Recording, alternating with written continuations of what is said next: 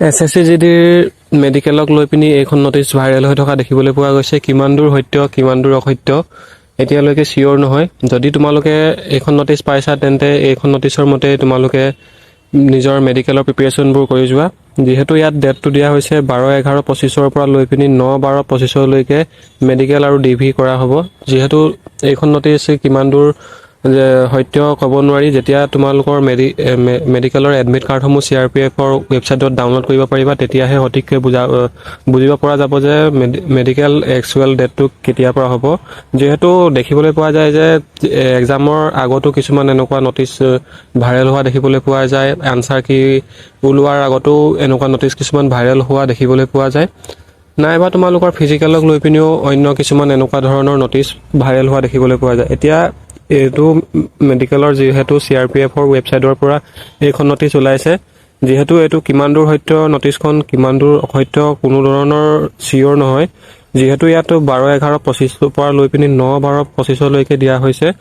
সেইমতে তোমালোকে প্ৰিপাৰেশ্যনবোৰ কৰি যোৱা। এতিয়া তোমালোকৰ যি মেডিকেল অনুষ্ঠিত কৰা হ'ব তাত ল'বলগীয়া সাৱধানতাসমূহ তোমালোকে গমেই পোৱা। যিসকলে প্ৰি মেডিকেল কৰি থৈছে তেওঁলোকক বুজাব নালাগে। যিসকলে নতুনকৈ এইবাৰ মেডিকেল দিবলৈ যাব নাম আহিছে তেওঁলোকলৈ সুবিধা থাকিল। এতিয়া তোমালোকে পাৰিলে ঘৰতে থাকিবা আৰু ভালদৰে থাকিবা। বাইক চাইক বা গাড়ী মটৰ লৈ পিনি তোমালোকে বেছি উৎপাত নকৰিবা, যাতে তোমালোকে কোনো ধৰণৰ হাত ভৰিত দুখ পাবলগীয়া হয়। আৰু তোমালোকৰ যদি হাই প্ৰেছাৰ আছে কাৰোবাৰ তেতিয়াহ'লে তোমালোকে মেডিকেলৰ ট্ৰিটমেণ্ট লৈ পিনি তোমালোকে দৰৱ পাতি খাব পৰা। নাইবা তোমালোকে যি হাই প্ৰেছাৰ জাতীয় তোমালোকৰ যিবোৰ বস্তু আছে মাছ মাংস সেইবোৰ তোমালোকে কমাই দিয়া। তোমালোকে দেখিবা মেডিকেলৰ টাইমত তোমালোকে গ্ৰাউণ্ড ফিট হৈ আহিব পাৰিবা। ক'বলগীয়া বিশেষ নাই। মেডিকেলৰ এক্সামক লৈ পিনি যিহেতু এখন নটিচ ভাইৰেল হৈছে তোমালোকে নিজৰ ল'বলগীয়া সাৱধানতাসমূহ নিজে অৱলম্বন কৰিবা, যাতে তোমালোকে মেডিকেলত একেবাৰতে DME ফিট হৈ আহিব পাৰা আৰু ডকুমেণ্টছতো তোমালোকে একেবাৰে ফিট হৈ আহিব পাৰিবা।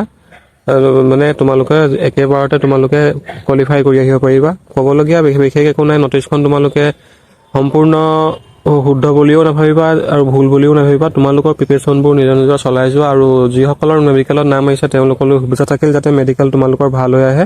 ধন্যবাদ। জয় আই অসম।